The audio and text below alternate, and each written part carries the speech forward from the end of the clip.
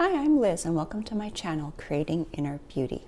I'm an intuitive energy healer, card reader, and coach, and I wanted to spend some time today talking about 3 healing practices that you can do on your own to support yourself energetically and help you move through any blocks that you might be experiencing, any dense energies, any difficult emotions. I find that there are many tools that we can use, and I've explored a lot of them. There are a lot of them available on YouTube, which is amazing. But these are the top 3 I've used myself that I've felt afterwards, during and afterwards, that I really felt energy move, shift, and I saw changes within myself and in my outer world. Of course, there's always the foundation of meditation, of making sure that you are protecting and clearing your energy. So I'm not going to spend a lot of time talking about those today. I may at another time, but the 3 techniques that I'm going to talk about today are: 1, developing a mantra practice, 2, using the Hooponopono prayer, and 3, EFT, emotional freedom techniques, or tapping. These 3 different tools have been ones that when I've felt anxious, when I've felt depressed, stressed, heartbroken, worried about particular issues, dealing with any love blocks, abundance blocks, past life issues, karmic clearing, those kinds of things, I have used them on my own.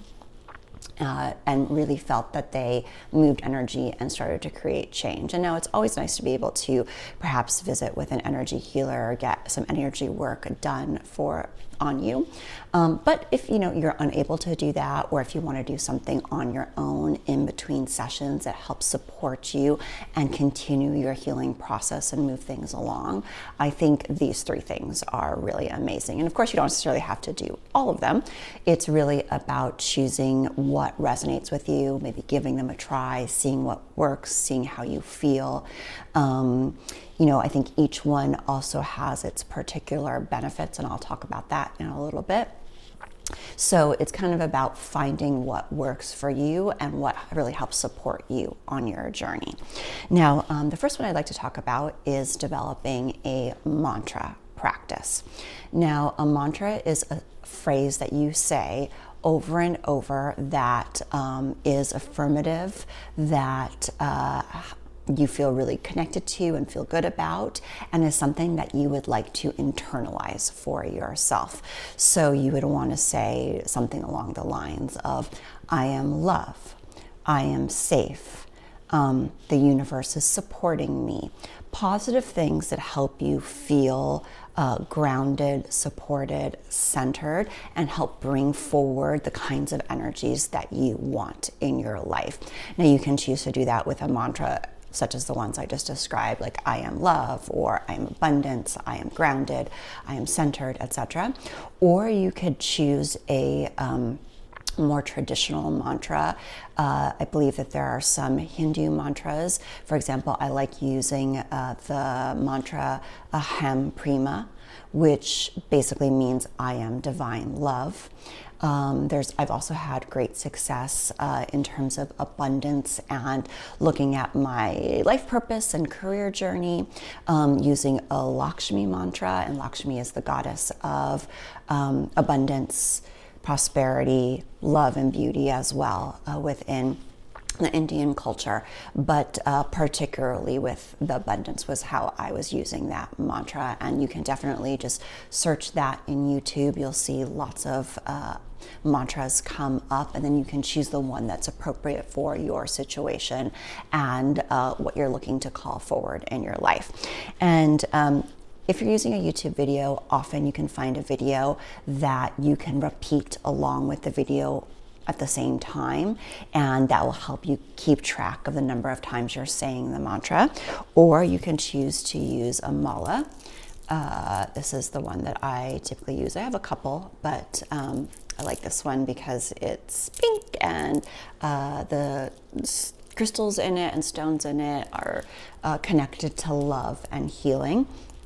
And what you would do is kind of just start on one end and complete the whole round, saying your selected mantra and phrase once for every bead, and you're just counting them off as you go along.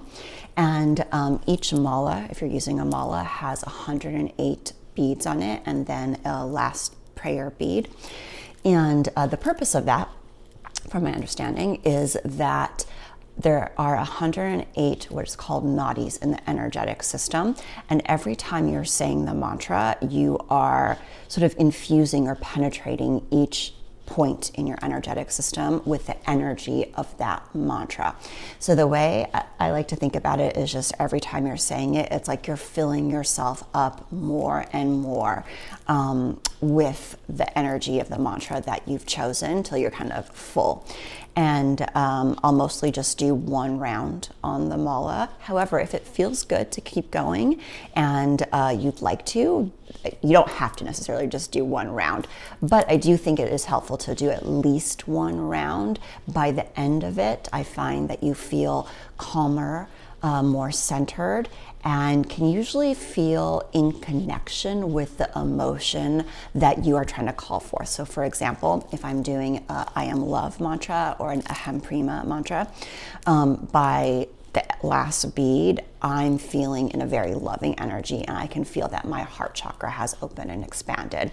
And so I think there's just something about setting that dedicated time to do a whole 108 rounds that I think is very useful.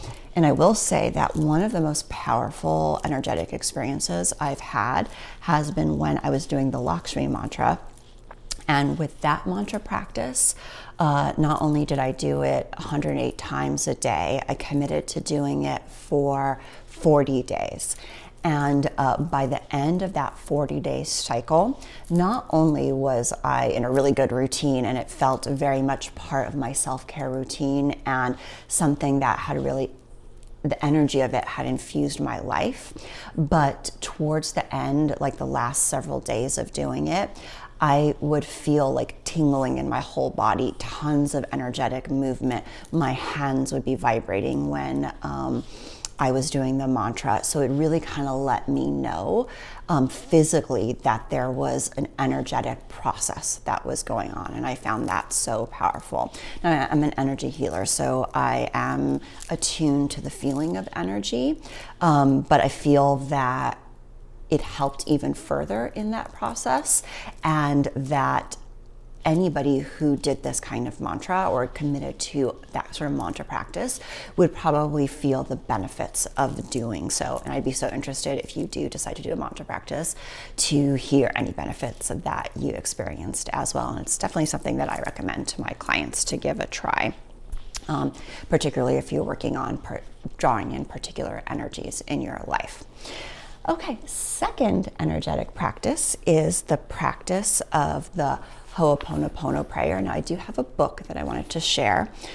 I think that this book, someone actually gave me this book, or I think I won it in a giveaway from a mentor of mine. And I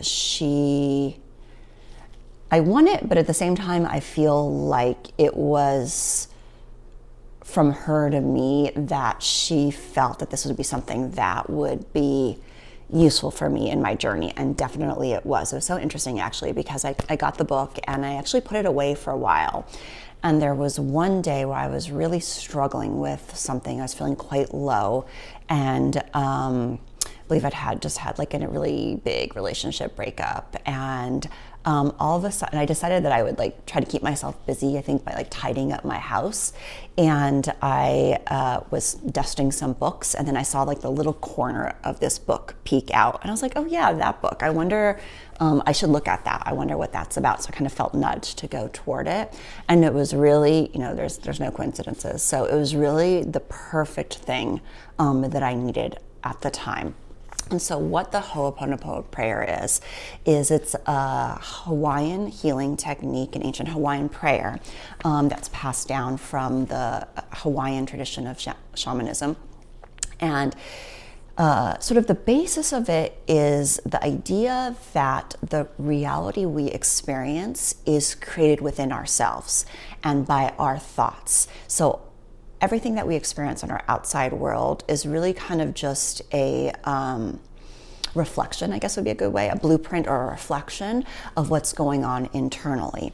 And so in order to change our external experiences, we need to clear away that within us that's creating those experiences. And what is within us that's creating unwanted experiences or difficult energies, difficult emotions, etc., is the result of let's say like almost faulty programming, like things that we've learned, that we've internalized, whether it be from growing up, from unfortunate experiences, from the society around us, even from like past lives, that kind of thing.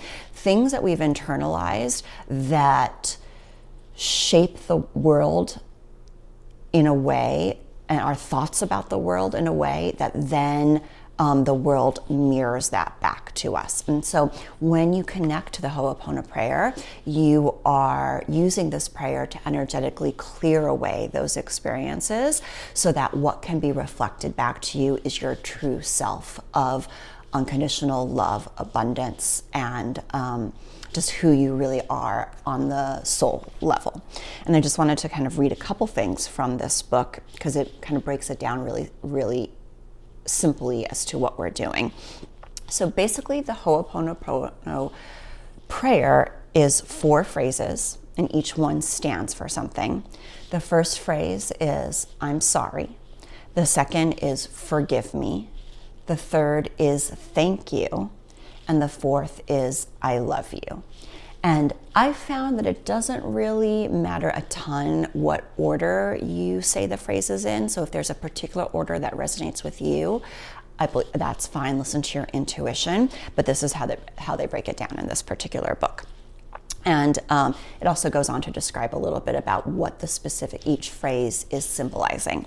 So the I'm sorry is an acknowledgement that I created whatever pain I've caused or errors I've made. So you're apologizing to yourself as well as to anybody that might have been impacted by the experience. Forgive me is because I did not know I had that inside me. Thank you is for allowing me to release and cleanse this memory. And I love you is to my inner divinity, meaning I love me. So those are the 4 phrases. And this can be said at any time when you're, the book recommends, when you are confronted by a conflict, a violent reaction, an accident, a traumatic event, anything that causes a strong negative emotion to surge up within you. So I found that, as I said, it was very useful to do that at certain times where I felt quite anxious or sad about certain things that were going on. I also think the Hooponopono is a great self-care preventative sort of practice that if you get into a routine of doing it or doing it when you feel guided, even if there's not something major that feels like it's going wrong or anything like that, is just a really excellent way to do some energetic clearing, feel grounded and centered moving forward. And I definitely would recommend Googling the phrase or searching it on YouTube, and you'll find a variety of lovely meditations that you can do with the Hooponopono prayer. I'll try to link in the description box, but also I've created a playlist on my channel where there are videos on all of these different kinds of techniques. So I'll include a couple of my favorite Hooponopono meditations. And my experience, particularly when I was doing this meditation, was once I got into a routine doing it, particularly using meditation that was about 15 minutes long, very similar to the mantra practice, I felt huge waves of energy moving, my hands vibrating, and just a dramatic shift in my mood and feeling a huge emotional and energetic release. I wouldn't necessarily say it happened on the very first time I did it, But pretty quickly after I had done it a couple of times, as long as the length of time I did the prayer for was, about 10 to 15 minutes, I could get in that space of really moving some energy around, moving some blocks around. What else did I want to say about it? Oh yeah, I recommend for all of these practices actually, but particularly the mantra practice and the Hooponopono, to say them out loud. So definitely you can say them quietly to yourself in your head. I believe that is still effective. You're still getting benefits of it. But I find it's that much more powerful when you are verbalizing the words. And also I think that's particularly useful if you are working on any throat chakra blocks. There's something about saying it out loud and getting that energy moving and coming out of your throat chakra that I think really helps heal that energy, that region as well, and helps with not only whatever you're trying to bring in or clear, but also any throat blocks that you might be having. So I have found that really, really useful. I'm always working on my throat chakra. That is an issue for me. So any techniques that have that as a side benefit, I find have been very useful. Okay, and then my last technique that I really enjoy using, and this is something that I've started to make into a daily practice within the last couple of months, is emotional freedom techniques, also known as tapping. So tapping is the process of tapping, basically, so you're kind of like touching gently different acupuncture points on your body. I'm just kind of giving you some examples of where they are. And as you're doing so, you are making statements that are going to help you either clear certain energies, certain emotions that are coming up, or bring in energies that you want. And it's often useful to kind of do it in that order, like go through a round of tapping that brings up the feelings that you're trying to release and help them release, and then think about what it is you'd like to bring in and go through a round of tapping that helps bring it in. So you're tapping on these acupressure points as you're making particular statements, and the combination of doing that sort of acupressure while you are feeling the feelings, verbalizing them, and letting them go, I find really quickly creates a lot of energetic and emotional change. And there are a lot of videos out there that describe what's going on in the body, ways that the tapping is really helpful for managing stress and relaxing and calming your nervous system, and what it's activating in the brain. So I definitely encourage you to research that. That's all very interesting. But just in terms of my lived experience of it, I have found that very quickly doing tapping will help shift your energy and shift your mood. Now, I've done tapping when I've felt anxious. It's very helpful for that. When I've felt sad, to work on particular abundance issues, to help call in love. I've also found it extremely powerful, for whatever reason. It's so interesting how it works, on working on past life issues and karmic issues. And with tapping, you don't even really have to know specifically what the issue is. As long as you are calling up the energy and setting that intention, you will start to feel, this is what I found, that you start to feel shifts in those areas. And things I've experienced when I've been tapping are definitely tears coming up. Sometimes there's a lot of yawning, which is a sign of energy release. I also will often cough when I'm releasing energetically. I think it's at that whole throat chakra issue. For me, it just like gets out that way. Also, having to take really deep breaths. Like when I'm doing energy work, I often will feel the energy moving through me and need to increase the amount of oxygen I'm bringing into my body. And somehow the way I'm breathing helps regulate that. So while I'm doing tapping, I've definitely felt those effects, which lets me know that there's energy moving. And so it's something I really encourage everybody to give a try. It's so easy to do, so effective. And you'll find several tapping videos within that playlist I've created. And I will also upload, I did a very brief tapping routine on my Instagram, so I'll upload that as well in case anybody would like to see me demonstrate it. So those are my 3 techniques that you can do on your own to help with energetic clearing, energetic balancing. I also have a about 30-minute guided energy clearing and chakra balancing meditation available on my website for free if you'd like to check that out. If you enjoy doing meditations and visualizations, I've also found those very helpful. And as I'm talking right now, there's a bunch of other techniques that are popping into my head. So I will probably do another video on those. Please let me know if you've tried any of these techniques, what you found helpful, if there are any particular energy techniques that you'd like to hear a little bit more about. I'm definitely open to suggestions, and I hope that this video has served you. Please go ahead and hit the like button if it has, and subscribe to my channel for more videos about energy clearing, energy healing, self-care, wellness, spirituality. I also do weekly tarot readings and goddess guidance messages and lots of fun stuff. So I hope you have a wonderful week, and I'll see you next time.